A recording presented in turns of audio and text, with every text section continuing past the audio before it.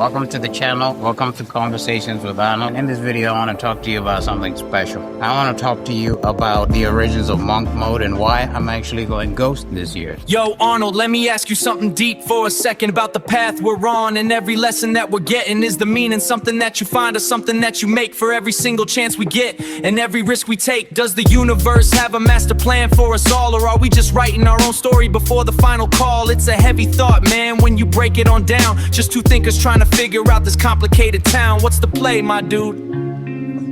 Yeah, what's the play, my dude?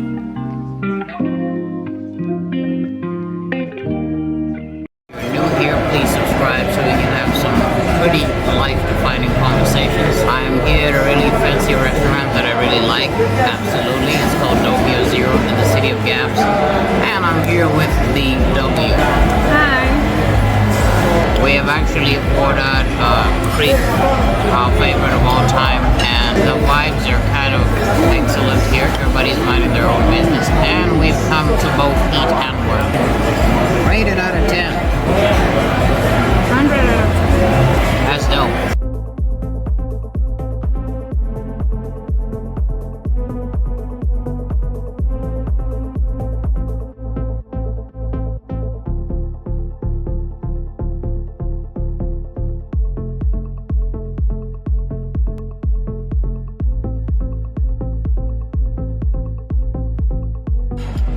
This is how I'm doing so far. Absolutely loving it. The creep is awesome. This is the part of the video that we get to the information that I actually promised you. Why I'm going ghost mode this year or monk mode. Before I get to the reasons behind the decision, I want to cover a little bit of a back information on where monk mode or ghost mode comes from. The word monk is derived from Hebrew.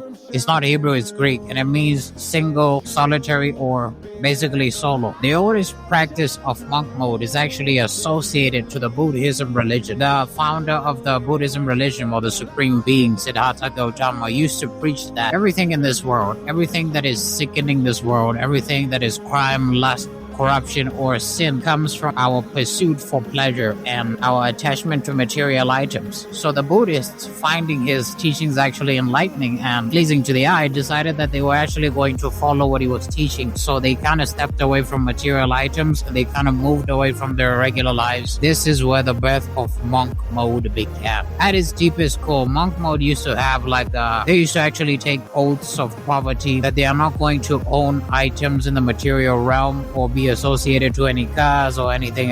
If you have any more information, leave it in the comment section. So actually what's weird is there's Christian monks and then there's Buddhist monks. The oldest Christian monk being Antony the Great, who was born in Egypt and lived in the desert. And basically the life of Antony the Great inspired a lot of Christian monks in the Egypt area, in Saudi Arabia sides, as well as Egypt, Upper Europe, and all around that area if you take a look at your map. So then now let's get to my reasons for going monk. The first reason is I realized I was carrying a lot of emotional burdens. There was a lot of people that are unforgiven in my life. There's a lot of emotions that come from unclassified categories in my life. I'll give an example. I had not forgiven my father for being absent in my life. I had to come to terms with the fact that he never planned to be like that. Nobody plans to be an absent dad. It means things took place that hindered him from the man that he wanted to be. So actually I made peace with him and we're in communication, and I feel like I kind of closed that chapter by, making peace with him, able to understand what he went through, how he wanted to be but couldn't be, but I'm at peace with how things are right now. And I've also kind of classified a lot of people that I had in areas of my life so that I can have a bit more order. I realized I was carrying a lot of emotional burdens, that if you watched my previous video on running, as I say, sometimes you are able to reach your destination a lot sooner, a lot quicker, if you cut down some of the weight that you're carrying. And emotional burdens are some of the strongest weights that we carry in this life. Attaching yourself to people, having a lot of friends, comes with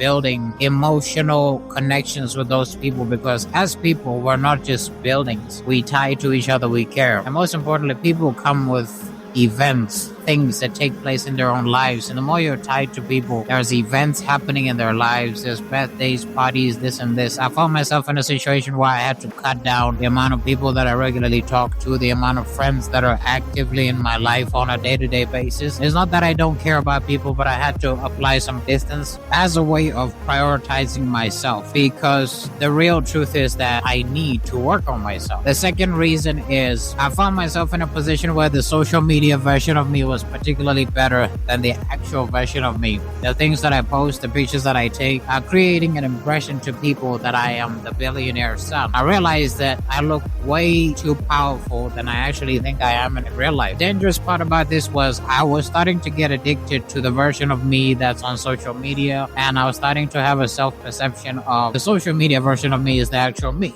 But that is not the truth. Now, one thing that you gotta realize is, see, in social media, we only post our highlights as people. No one actually is that generous enough to give you the backstory or the struggle, but we only post the things that we would love for them to be our actual life. In my situation, I realized I have a 10-year plan. I have an ideal man that I would love to become, and if I keep telling myself that the social media version of me is that man and I've reached that mountaintop, I'm not going to work on it. So I actually kind of had to cut off social media so that I could go offline and work on who I am. The third reason is I realized that in my age, specifically at this point in time, a lot of my age mates are making hustles from every direction possible. And as I've said, people are actually posting most of the highlights of their lives. It's that situation where a former classmate has bought a house now, or he's doing really well, or he bought 2 cars. I didn't want to fall into the little box of self-comparison where I think, this guy is my age, but he's doing so well and I'm not where he is. I had to kind of put myself in check by saying, I'm also married at this age and I have achievements that my age mates don't actually have. You know, it's a typical everyday thing where it's like, don't compare yourself to your age mates, but I had to protect myself from the typical way of thinking, oh, he's doing better and I think my life is not moving, because I realized we are all thinking the same thing, and very soon it starts clouding your emotions. It affects your pace and your ability to actually focus on your lane and start moving. So I decided to actually put the blinders and focus on my own goals. These are the strongest reasons that I feel like I wanted to go ghost. I've completed 2 months in this. So far, I've started to see results, and I would recommend it to anybody that's willing to kind of like lock in and get the work done, which ties into the other point. The fourth thing, I don't know if it's the fourth thing or the third thing, but I realized that some of my goals were not getting completed on time, and I was actually distracted by connections with friends. As I've already said, social media is a huge part of that. Events, birthday parties, weddings, you have to attend this and that. The more people you tie to, the more you sign yourself up for attending things in their lives, because people are always moving and changing and growing. So you're going to attend a lot of birthday parties, this and this